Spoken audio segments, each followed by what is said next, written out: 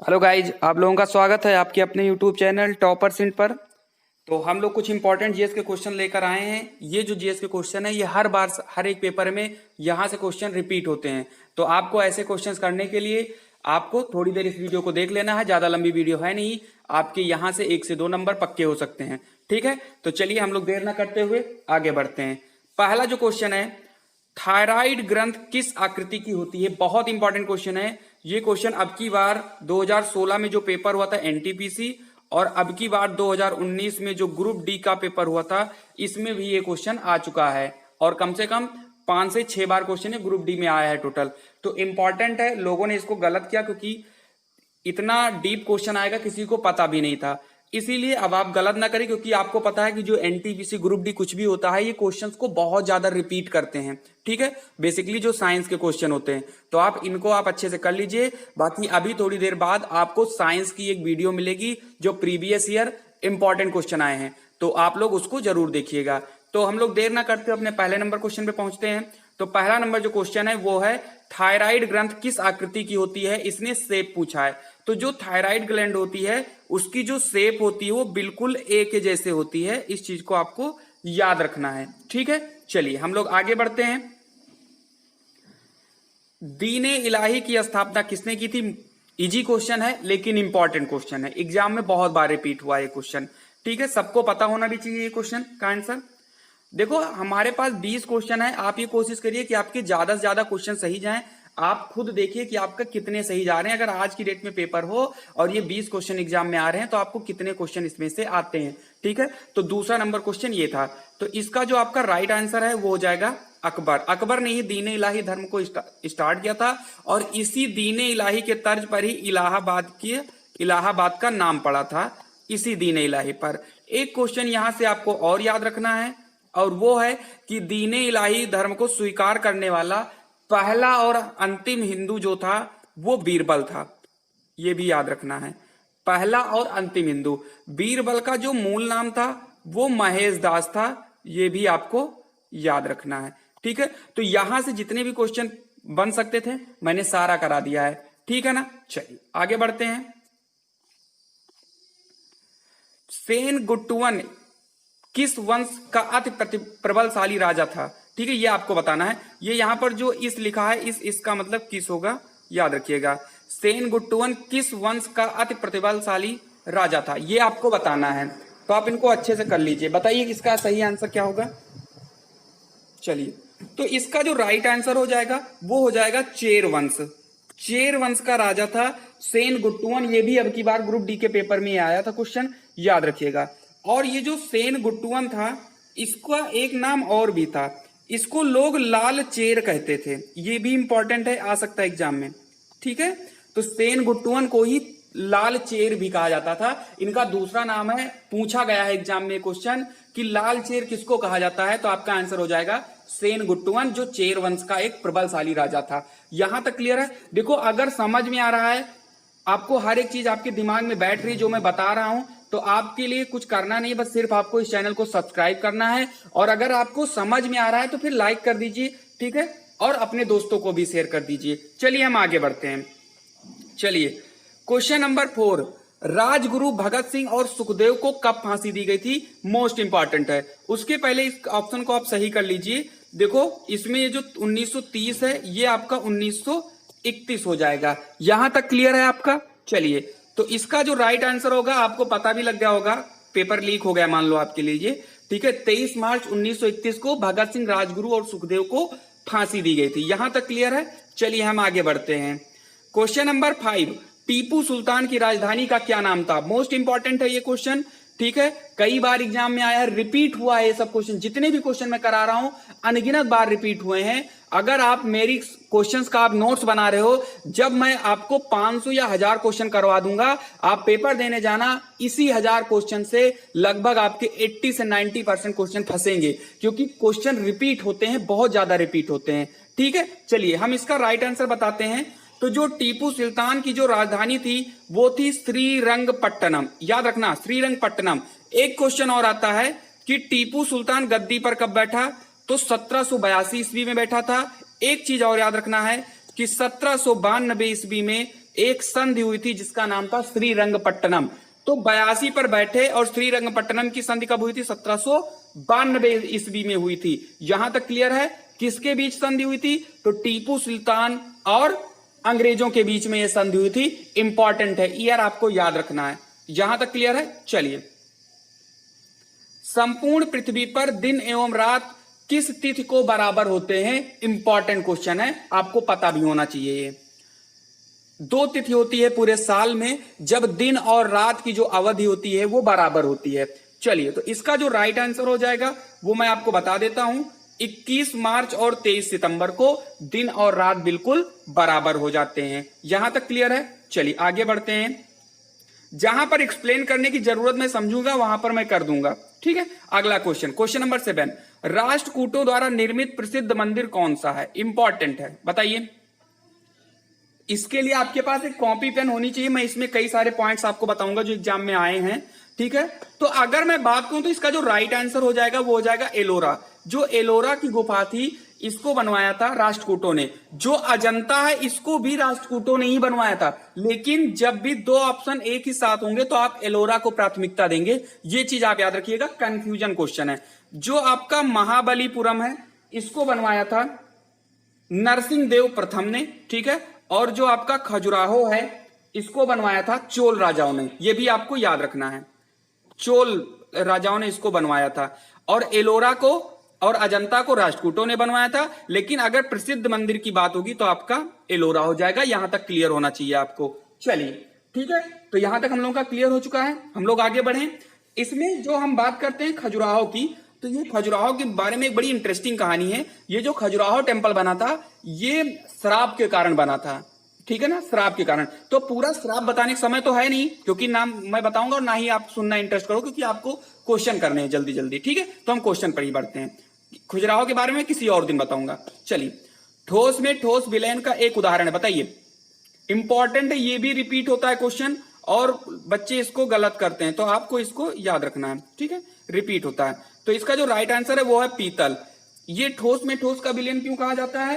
क्योंकि जो पीतल बनता है ये आपका बनता है जस्ता और कॉपर से, दोनों से मिलकर बनता है और दोनों ठोस होते हैं और ठोस को ठोस मिलाकर बनाया जाता है, इसलिए इसको ठोस में ठोस का विलयन कहा जाता है। यहां तक क्लियर है? पसंद आ रहा है तो बिना किसी सोच समझ के लाइक करो और नए हो तो तुरंत सब्सक्राइब करो। आपको ऐसे इंटरेस्टिंग क्वेश्चन मिलेगी और आपकी जीएस में कभी कोई पंगा नहीं रहेगा। आप जीएस को फोड़ के आने वाले हो एग्जाम में। चलिए आगे बढ़ते हैं।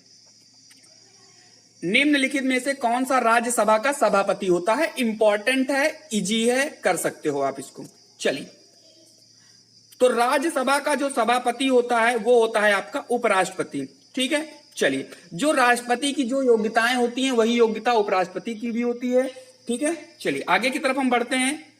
यहां तक क्लियर हो गया होगा आपका। चलिए,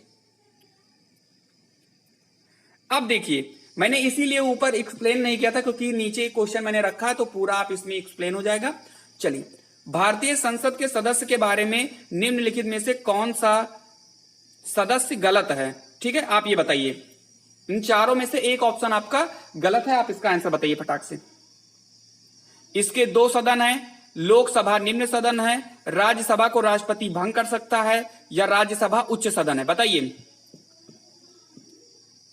चलिए, तो इसका जो गलत आंसर होगा लेकिन ऑप्शन सही होगा। देखिए, ये है राज्यसभा को राष्ट्रपति भंग कर सकता है, ये गलत है लेकिन ऑप्शन सही है। समझ में आया ना?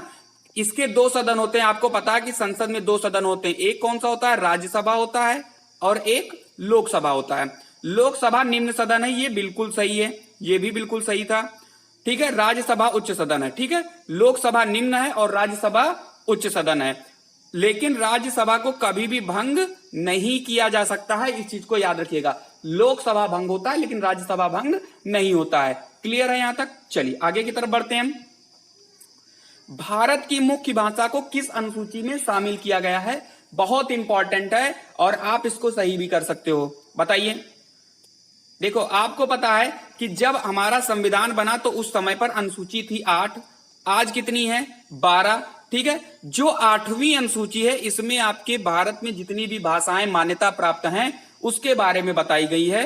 और अब तक टोटल कितनी भाषाएं मान्यता प्राप्त हैं? 22 भाषाएं टोटल मान्यता प्राप्त हैं। क्लियर है यहां तक? चलिए आगे बढ़ते हैं। मुख्य चुनाव आयुक्त की नियुक्ति कौन करता है? बताइए। चीफ इलेक्शन कमीशन की नियुक्ति कौन करता है? बताइए। इसका जो राइट आंसर हो जाएगा वो हो जाएगा राष्ट्रपति। राष्ट्रपति ही नियुक्ति करता है। राष्ट्रपति उपराष्ट्रपति की नियुक्ति करता है, राष्ट्रपति प्रधानमंत्री की नियुक्ति करता है, राष्ट्रपति सुप्रीम कोर्ट के मुख्य न्यायाधीश की नियुक्ति करता है। यानी अधिकतर जो नियुक्तियां होती हैं बड़े बड़े पोस्ट की वो राष्ट्रपति ही करता है। इतना क्लियर हो गया होगा आपको। चलिए तो हम लोग आगे बढ़ते हैं देर ना करते हुए। सिंधु घाटी सभ्यता के लोग किसकी पूजा करते थे? बताइए। चलिए तो इसका जो राइट आंसर है वो है पशुपति। जो सिंधु घाटी सभ्यता के लोग थे ये पशुपति की, वृक्ष की, इन सब की पूजा करते थे। ठीक है, जल की, वायु की, इन सब की पूजा करते थे। पशुपति की ये ज्यादा पूजा करते थे। और जो सिंधु घाटी सभ्यता था, इससे एक चीज और याद रखिएगा, एग्जाम में आ चुका है आपकी ग्रुप डी में ही, मात्र सत्तात्मक था ये। मात्र सत्तात्मक का मतलब क्या होता है कि यहाँ की जो घर की मुखिया होती थी वो औरतें होती थी, पुरुष नहीं होते थे। याद रखिएगा, मात्र सत्तात्मक इसको बोलते हैं। ठीक है, और जो वैदिक पीरियड था, वैदिक पीरियड में इसको पितृ सत्तात्मक आ जाता है, लेकिन सिंधु घाटी सभ्यता में ये मात्र सत्तात्मक होता था। और मात्र सत्तात्मक का मतलब मैंने बता दिया कि जिसमें जो मुखिया हो घर की वो औरतें होती थी। क्लियर है यहां तक? चलिए, मगध के शासन बिंबिसार किस राजवंश से संबंधित था? ये शासन नहीं शासक होगा। मगध के शासक बिंबिसार किस राजवंश से संबंधित था? इंपॉर्टेंट, बताइए। चलिए तो इसका जो राइट आंसर है वो है हर्यक राजवंश। और हर्यक राजवंश को एक नाम और जानते हैं, पितृहंता राजवंश। पितृहंता राजवंश, इसका मतलब क्या हुआ पितृहंता का? क्योंकि इस राजवंश में क्या हुआ कि जितने भी शासक हुए हैं वो अपने पिता को मारकर ही इस गद्दी पर बैठे हैं। ठीक है, इसीलिए इसको पितृ सत्तात्मक या पितृहंता राजवंश इसको कहा जाता है। किसको? हर्यक वंश को। और हर्यक वंश से ही बिंबिसार संबंधित था। ठीक है, चलिए। भारत का सबसे गहरा बंदरगाह कौन है? बताइए, इंपॉर्टेंट है। चलिए, इसका जो राइट आंसर हो जाएगा वो हो जाएगा विशाखापट्टनम। सबसे गहरा बंदरगाह है आपके भारत का और यह लैंडलॉक है। ठीक है, चलिए तो इसमें कुछ एक्सप्लेन करने की जरूरत नहीं थी, इसलिए एक्सप्लेन नहीं करना इसमें।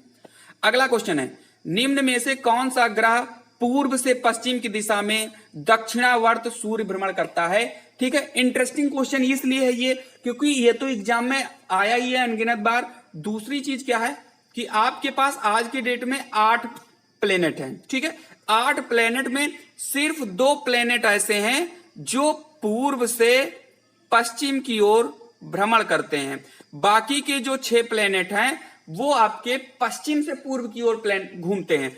तो जो 2 प्लेनेट आपके हैं उसमें से तो एक आपका यूरेनस हो जाता है और एक आपका शुक्र हो जाता है। ये दोनों जो प्लेनेट हैं ये पूर्व से पश्चिम घूमते हैं। बाकी के जो 6 प्लेनेट हैं वो पश्चिम से पूर्व की ओर घूमते हैं। इतना क्लियर हुआ कि नहीं क्लियर हुआ? ठीक है, मैं आपको प्लेनेट की पूरी वीडियो लेकर आऊंगा ताकि आपके प्लेनेट से कोई चीज गलत ना हो। ठीक है, तब तक के लिए आप लोग इतना ही समझ लीजिए। फिर मैं जब प्लेनेट की वीडियो लाऊंगा तो आपको वहां पर पूरी चीजें क्लियर करा दूंगा जो एग्जाम में पूछी जाती हैं। ठीक है, चलिए आगे बढ़ते हैं। विश्व का सबसे बड़ा नदी द्वीप माजुली असम में किस नदी पर निर्मित है? इंपॉर्टेंट है, बताइए। कहने का मतलब है जो माजुली द्वीप है वो किस नदी पर है? चलिए तो इसका जो राइट आंसर होगा वो हो जाएगा ब्रह्मपुत्र। ब्रह्मपुत्र नदी पर हमारी माजुली द्वीप होती है। दूसरी चीज जो यहां से क्वेश्चन बन के आता है, ब्रह्मपुत्र के बहुत सारे नाम भी हैं। सांगपो इसको कहा जाता है, यारलांग इसको कहा जाता है, तो इसके कई सारे नाम भी हैं। तो हम आपको नदी की भी क्लासेस जब लाएंगे तो आपकी सारी चीजें क्लियर हो जाएंगी। और नदी की क्लासेस करने के लिए आपको कुछ करना नहीं, सिर्फ चैनल को सब्सक्राइब करना है। उसके बगल में एक बेल आइकन होगा, उसको क्लिक कर दीजिए ताकि जब भी मैं क्लास डालूं आप तो तुरंत पहुंच जाए और आप अपनी जीएस को खूब अच्छे से मजबूत कर लीजिए। चलिए आगे बढ़ते हैं। मालविकाग्निमित्र किसने लिखा है? बताइए, इंपॉर्टेंट है। चलिए इसका जो राइट आंसर हो जाएगा वो हो जाएगा कालिदास। ये एक लव स्टोरी है जो मालविकाग्निमित्र है। ठीक है, बड़ी अच्छी है, इंटरेस्टिंग है। कभी आपको समय मिलेगा, वैसे तो समय किसी के पास नहीं है, ठीक है, तो आप इसको पढ़ लीजिएगा। अच्छी आप लोग लॉकडाउन का पूरा फायदा उठाइए। अगर आपके पास है बुक या आप इस कॉलेज में वगैरह में हो, वहां पर लाइब्रेरी है, तो आप वहां पर जाइए और माल विकाग्नि मित्र पढ़िए। लेकिन ये संस्कृत में है, ठीक है, मुझे नहीं लगता आप इसको समझ पाएंगे, संस्कृत में है ये, क्योंकि संस्कृत से आप लोग दूर भागते हुए नजर आ रहे हैं, जो हमारे देश का दुर्भाग्य है एक हिसाब से। चलिए आगे बढ़ते हैं। भारत का सबसे लंबा राष्ट्रीय राजमार्ग कौन सा है, बताइए। चलिए, तो इसका जो राइट आंसर हो जाएगा वो हो जाएगा NH44। इसका राइट आंसर होगा NH44। पहले NH7 था, लेकिन अब NH7 नहीं, अब आपका NH44 है। क्लियर है यहां तक? चलिए, ग्रैमी पुरस्कार में असाधारण उपलब्धि के सम्मान में दिया जाता है, या ऐसा कहने ग्रैमी पुरस्कार किस क्षेत्र में दिया जाता है, तो इसका जो राइट आंसर हो जाएगा वो हो जाएगा संगीत। ग्रैमी अवार्ड जो है ये संगीत में दिया जाता है। इतनी चीजें आपको याद रखना है, ठीक है ना। और पत्रकारिता में एक बहुत इंपॉर्टेंट पुरस्कार होता है पुलित्जर अवार्ड, वो इसमें दिया जाता है, पत्रकारिता में दिया जाता है। यहां तक क्लियर है? तो हम लोगों की आज इतने ही इंपॉर्टेंट क्वेश्चन थे। कल हम लोग साइंस के अच्छे क्वेश्चन ला रहे हैं। बाकी ये जो आपके जो क्वेश्चन आ रहे हैं ये तो हम लाएंगे ही 20 क्वेश्चन, बाकी साइंस के भी क्वेश्चन आएंगे, क्योंकि आपको पता है किसी भी कंपटीशन में आज की डेट में साइंस से सबसे ज्यादा क्वेश्चन आते हैं, ठीक है। तो अगर आपको तुरंत नोटिफिकेशन मिले तो इसके लिए आपको चैनल को सब्सक्राइब कर देना है और बगल में बेल आइकन को आपको दबा देना है, और आप अपने दोस्तों को इसको ज्यादा से ज्यादा शेयर करिए। चलिए, तो आज के